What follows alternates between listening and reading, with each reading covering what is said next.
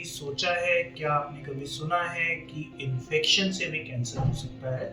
जी हाँ, कुछ इन्फेक्शंस होती हैं जिनसे आपका कैंसर हो सकता है। आज इस वीडियो में हम इसी चीज़ को डिस्कस करेंगे। नमस्कार, मैं डॉक्टर नीरज गोयल हूँ। मैं एक गैस्ट्रो सर्जन हूँ दिल्ली इंस्टीट्यूट गैस्ट्रो साइंसेज से। आज हम बात करने आए हैं इन्फेक्शन और कैंसर के बारे में।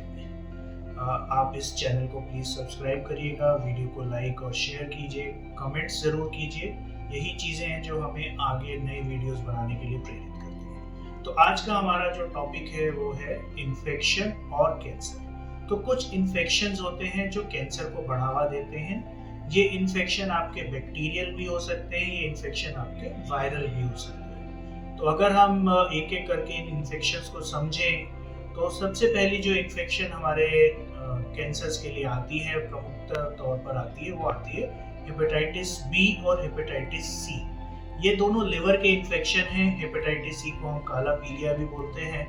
तो ये दोनों जो इन्फेक्शन हैं, हेपेटाइटिस बी और हेपेटाइटिस सी, ये आगे चलकर लिवर कैंसर को बढ़ावा देते हैं, लिवर कैंसर के होने के चांसेस बन जाते हैं। इम्पॉर्टेंट चीज़ यहाँ पर समझने की ये है कि ऐसा नहीं है कि मेरे को आज हेपेटाइटिस बी या सी हुआ है तो मेरे को 1 महीने में, 1.5 महीने में लिवर कैंसर हो जाएगा। ये बहुत स्लो ग्रोइंग इन्फेक्शन होते हैं। ये लिवर के अंदर धीरे धीरे लिवर को खराब करते रहते हैं और अंततः आने वाले समय में लिवर कैंसर बन सकता है। लिवर कैंसर एक खतरनाक बीमारी है।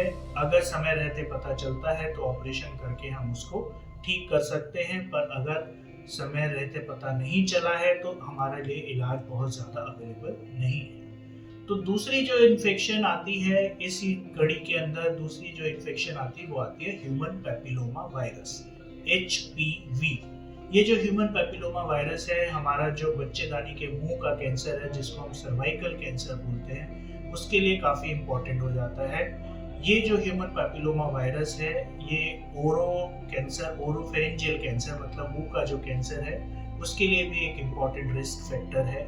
ये जो ह्यूमन पैपिलोमा वायरस इन्फेक्शन जो है, आज की डेट में हिंदुस्तान के अंदर सर्वाइकल कैंसर का प्रमुख कारण है। इसमें भी ये जो वायरस है, सर्विक्स की म्यूकोजा, सर्विक्स की जो लाइनिंग होती है, उसके अंदर जाता है और वहाँ पर इन्फ्लेमेशन कर धीरे धीरे उसको कैंसर में परिवर्तित कर देता है। तो दूसरी इन्फेक्शन हो गई ह्यूमन पैपिलोमा वायरस इन्फेक्शन। इसके बाद तीसरी जो वायरल इन्फेक्शन आ जाती है वो आ जाती है Epstein Barr virus infection, EBV virus का जो इन्फेक्शन होता है, उससे आपके जो ग्रंथियां हैं, जो सलाइवरी ग्लैंड्स हैं, उसके कैंसर होने का खतरा बढ़ जाता है।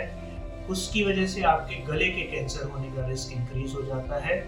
उसकी वजह से आपके कुछ लिम्फोमास होते हैं, वो लिम्फोमास आपके इस वायरस की वजह से हो सकते हैं, जो लिम्फोमा एक प्रकार का ब्लड कैंसर होता है। तो ये कुछ वायरल इन्फेक्शंस हैं जो आपके कैंसर को करा सकते हैं। दूसरी कैटेगरी के अंदर आ जाते हैं बैक्टीरियल इन्फेक्शंस।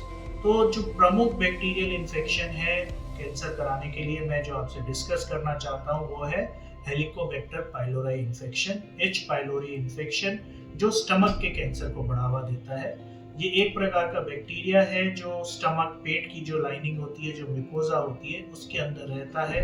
वहाँ पर धीरे धीरे इन्फ्लेमेशन करता रहता है, जिसको हम क्रॉनिक एट्रोफिक गैस्ट्राइटिस बोलते हैं, और वो आगे चलकर कैंसर में परिवर्तित हो जाती है। तो ये कुछ इन्फेक्शंस हैं जो आपको कैंसर करा सकती हैं। जिस भी जगह पर ये इन्फेक्शन होगी उस जगह का कैंसर आपको हो सकता है। और अक्सर ये देखा गया है कि जब ये वायरस वाली कैंसर्स की जो इन्फेक्शंस के जो कैंसर्स बनते हैं वो एग्रेसिव होते हैं, वो जल्दी बढ़ने वाले कैंसर्स होते हैं। पर अच्छी चीज हमारे लिए ये है कि कुछ इनमें से इन्फेक्शंस ऐसी हैं जिनको हम क्योर कर सकते हैं, आपके कैंसर के खतरे को कम से कम कर सकते हैं। तो अगर हम इसको समझने की कोशिश करें, सबसे पहली चीज आ जाती है वैक्सीन। हमारे पास वैक्सीन, जैसे आपको बच्चों को वैक्सीन लगता है, वैसे ही कैंसर के लिए भी ये वैक्सीन हैं रोकने के लिए। हेपेटाइटिस बी का वैक्सीन हमारे पास अवेलेबल है, सरकार ने यूनिवर्सल इम्यूनाइजेशन प्रोग्राम में इसको इंक्लूड किया हुआ है। उसी प्रकार से मेरे पास ह्यूमन पैपिलोमा वायरस का वैक्सीन अवेलेबल है। इससे हम बच्चेदानी के मुंह के कैंसर को बचा सकते हैं। हेपेटाइटिस सी, उसके लिए मेरे पास ट्रीटमेंट अवेलेबल है। कुछ गोलियां होती हैं, 3 से 6 महीने का कोर्स है जिसको हम अच्छे तरीके से खत्म कर सकते हैं। हेपेटाइटिस सी वायरस जड़ से खत्म हो जाता है और मेरे कैंसर के रिस्क को कम कर सकता है। एप्स्टीन बार वायरस के लिए भी मेरे पास कुछ दवाइयां आती हैं जिसको हम कंट्रोल कर सकते हैं, इस वायरस को, कैंसर के रिस्क को कम कर सकते हैं। जहां तक हेलिकोबैक्टर पाइलोराई का सवाल है, उसके लिए 15 दिन की दवाइयों का कोर्स होता है जिससे हम इस बैक्टीरिया को खत्म कर सकते हैं और पेट के कैंसर के रिस्क को खत्म कर सकते हैं। तो अच्छी चीज और बुरी चीज दोनों ही इसमें सम्मिलित है। हमारे को ये समझना है कि इन्फेक्शन से भी कैंसर हो सकता है। जरूरत है हमारे को इन इन्फेक्शंस को जल्दी से जल्दी पकड़ने की और जैसे ही पकड़ में आए हैं उनका इलाज करने की। साथ के साथ क्योंकि वैक्सीन्स अवेलेबल हैं तो हमारे को वो वैक्सीन्स भी लेनी है हेपेटाइटिस बी और ह्यूमन पैपिलोमा वायरस HPV के लिए। नमस्कार।